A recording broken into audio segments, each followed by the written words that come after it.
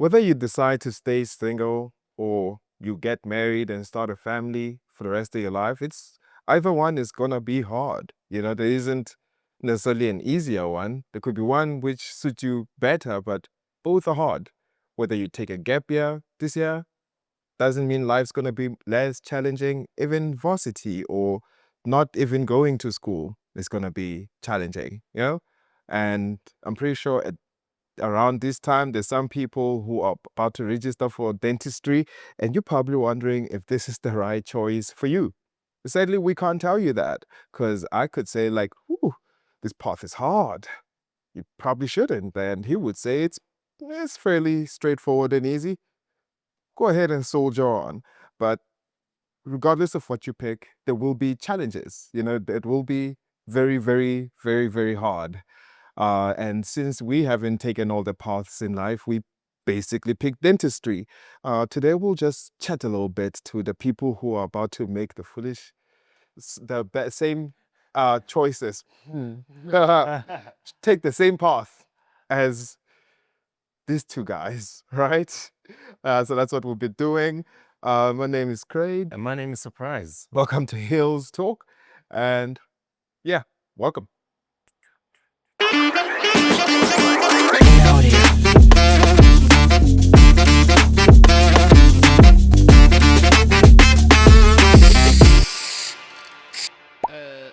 Can you shut up? Okay, so you finished matric.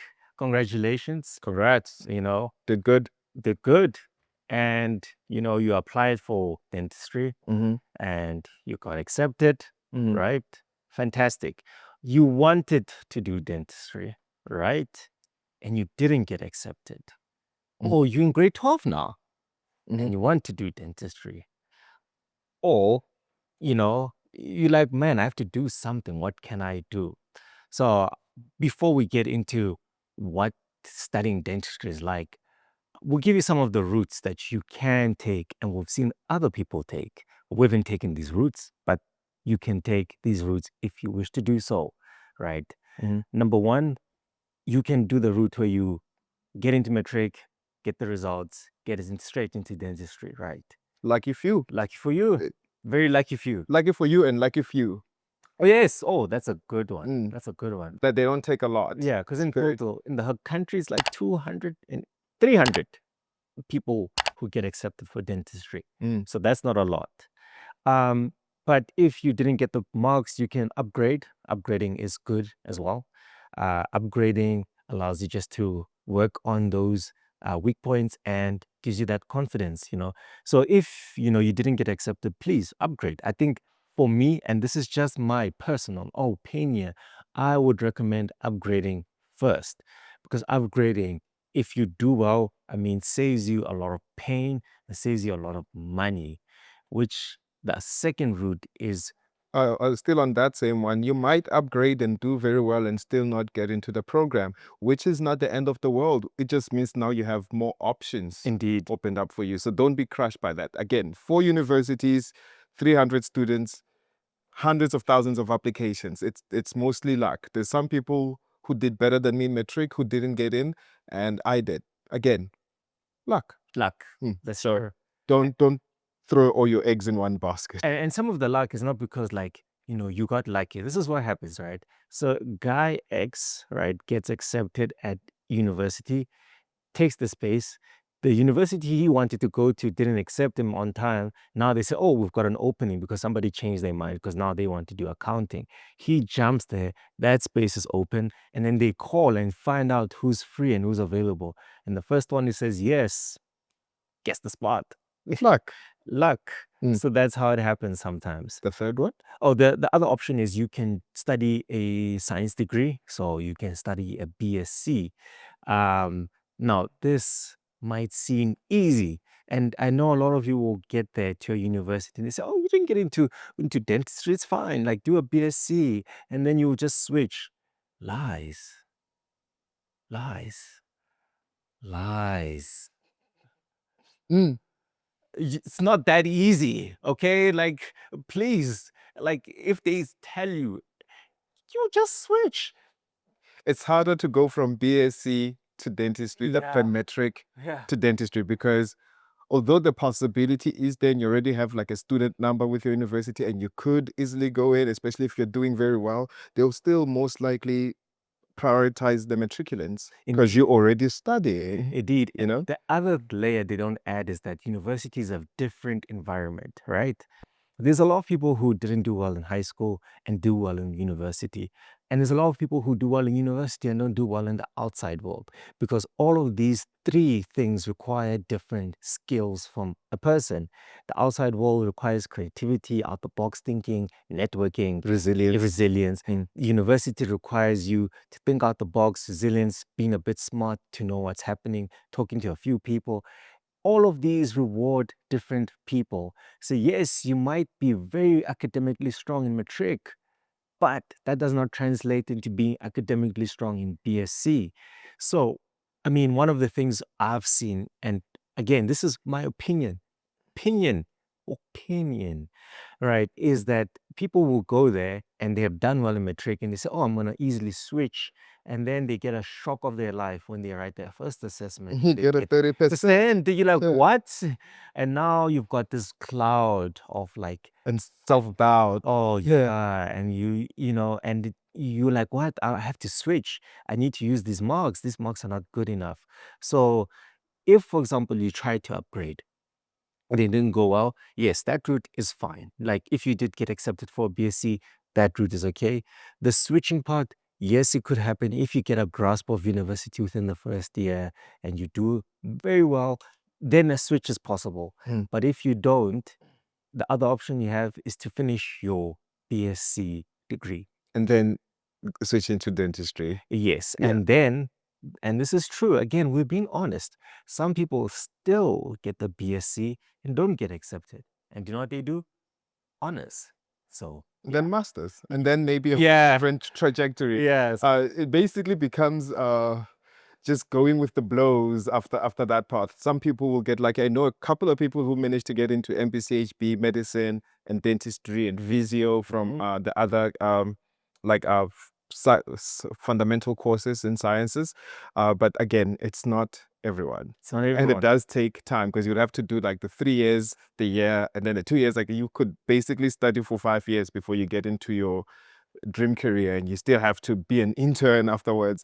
And it's not a train smash to be an intern at 32. It's not a transfer. Yeah, And it's just something you should be aware of. Once Yeah. you're 18, that it could happen. It could happen. Mm. Age is definitely just a number. I mean, if you see 30-year-old now, like 30-year-olds look like children now. Like they really do look like babies, And But that's such a 1K thing to say. no, We, like we don't look like children. I mean, people look like children. I think I do. Do you know that's that musician? What's Who? his name? But he is like turning 38, and he looks like, wow. Sanel musician. Yeah, yeah. We can't use him as a standard. So It's an anomaly, isn't it? like, I mean, age is just definitely a number. Yeah, yeah. You could be Bruno Mars. Yeah. Come. So so at the end of the day, if you want to do dentistry so badly, please consider it, and please go through it. And another option that you have, if you don't have the marks good enough for BSc, you can do the extended program. They do exist. They call it ECP. At Tux, they call it extended. So now this gives you more options to get into dentistry. So if you want to get into dentistry, that's your options. And also, like, for me, I would say also keep an open mind. See what else is out there as you go into this journey. Because sometimes, yes, medicine or dentistry might be something you want to do, but you realize your love lies elsewhere. And in a world with changing prospects and changing desires and needs, uh, pay structures are changing, and the security that comes with medicine and dentistry across the world, again, across the world, is not as it used to be. So yes, people will say these are safe careers, but yeah, not in today's changing world, and in today's climate, there are unemployed doctors, there are unemployed dentists. So you also have to be cognizant of those things as well. So yeah, Yeah. I think we covered the roots. No, the last one, another option, starting with another dental degree. Yes. So you could go for oral hygiene, you could go for dental therapy as well. I know others who came from nursing Mm-hmm. as well. So there are other options. I think you have a higher chance of actually coming from oral hygiene or dental therapy to dentistry than BSc to dentistry. Yes. Yeah. Forgot about that route. Yeah. Yeah. So yeah, I mean, that's another option that's there. And dental therapy and oral hygiene are 3-year courses. Some people make the switch ASAP. Hmm. Some people work for a while.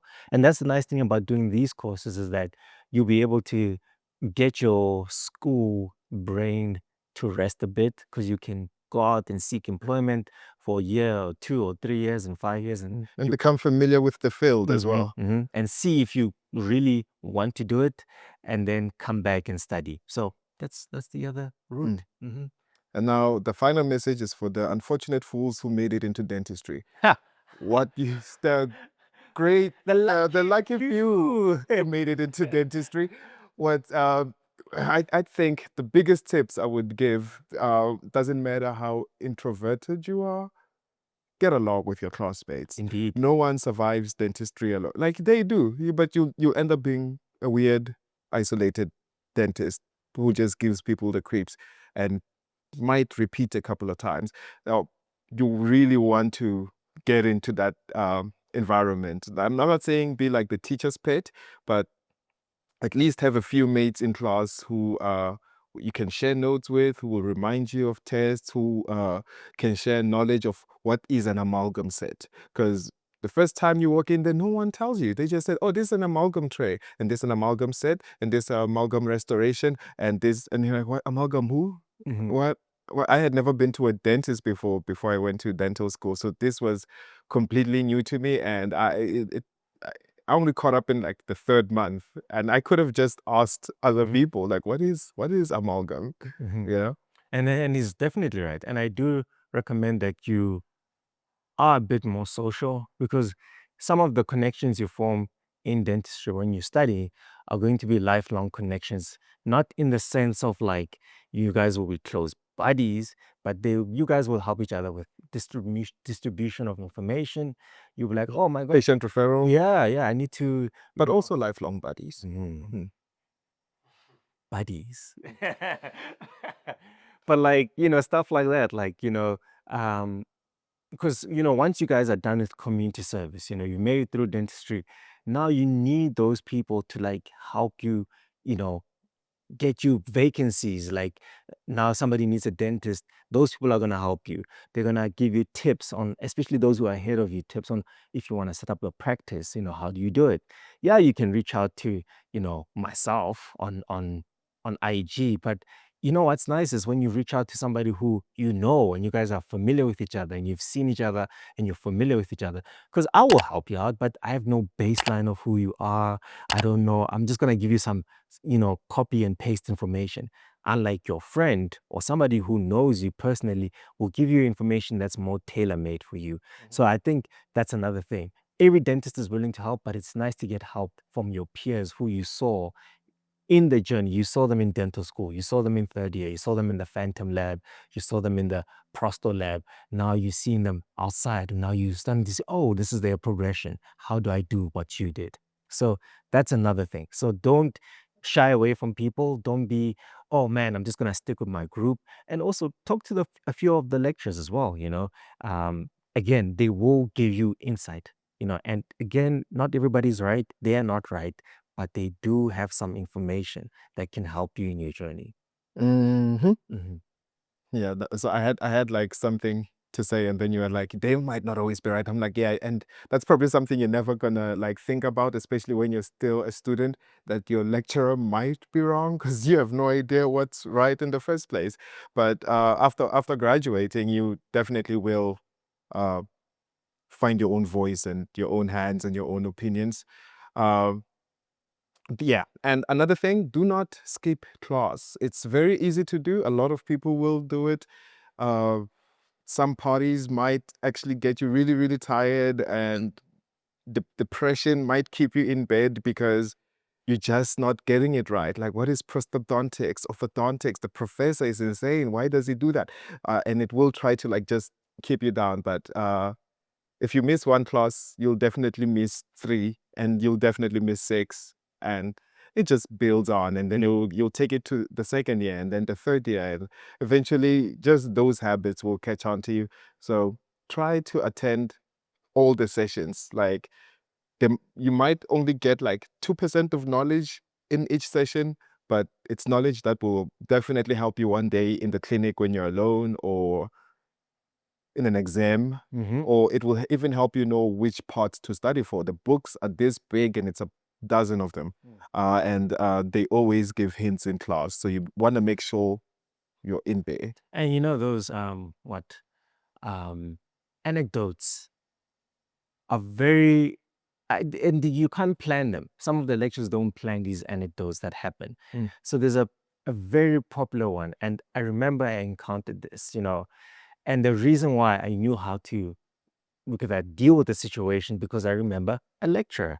So a filling was done. I think the patient did it elsewhere, and the patient said, "My tooth is painful," and you're like, there is no like sign of decay or whatever. This filling looks perfect. And he said that sometimes water gets onto a filling and it shrinks and it squeezes the tooth. And everything he said kind of matched what was happening here. And when we had like cut the filling in half, the pain just eased, like he said.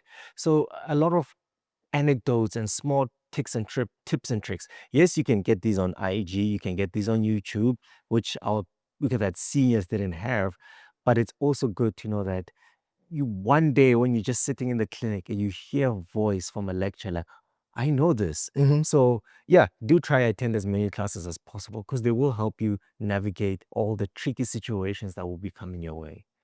And you'll hear this phrase a lot, 50 makes a doctor, because 50% will definitely get you a pass, but your lecturer, again, won't be there after you graduate. Mm. So try and squeeze out as much information as you can, because it's mainly for your own good. Everyone will get the degree. If you hold on strong long enough, the entire class will pass. All right. It's not about that. Well, you don't really think about that in class because you just want to pass. But you really want to learn as much as you can, because it will give you the confidence when you're talking to your mates, when you're talking to patients, when you're dealing with difficult cases outside. Just knowing that you literally showed up. Mm. Mm. I think we should just talk about what to expect. And I think we'll get into more detail in like the next bit about first, Oh, second year. oh yeah, we can actually make it even a two-part, because Yeah. this is getting long and full. So we'll do like another video to just run you through what to expect in your first year, second year, and third year. I think the fourth year and fifth years will basically have it figured out at that point. Mm. But yeah, we can have a little chat about that. And if there are any new kids out there, hopeful and bright-eyed, you can let us know if you have any questions, and we'll also just try and help. And I know I sound negative, but it's all just jokes. It's a very fulfilling job. Yeah, it's a very fulfilling job. And also, I think the last thing about dental school, which I wish I could have done more, is chill out and have a bit more fun. Yes. Like, Like, it sounds too serious, though. Like, it's yeah, about life and death. It's about yeah, what's gonna happen. Like, no, just stop it. yeah. And the whole chilling out, because I only started chilling out 2 years ago in my life, and it's been a fantastic experience. Mm. I was very grim and serious about like, gotta get the fitness, got to get to school. It was just, does it count towards my goal? And if the answer was no, I was like, I'm not gonna do it. But if you can, attend a party or two, Mm. three or four or five, Mhm.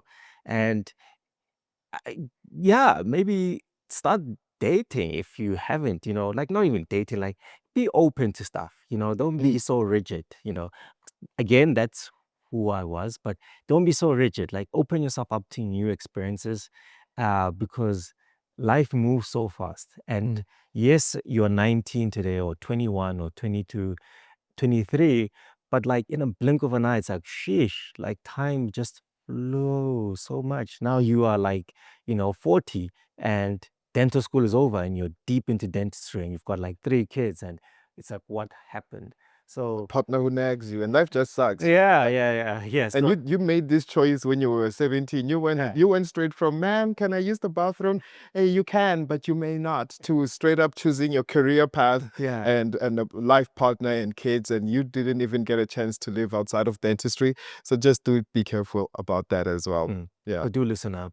And I think that's it. And I think on the next episode, we'll talk more about first year, second year, third year, what to expect, some of the challenges you can, expect, the difficult modules, and how to cope and survive through this difficult time, you know. Best of luck with the registration.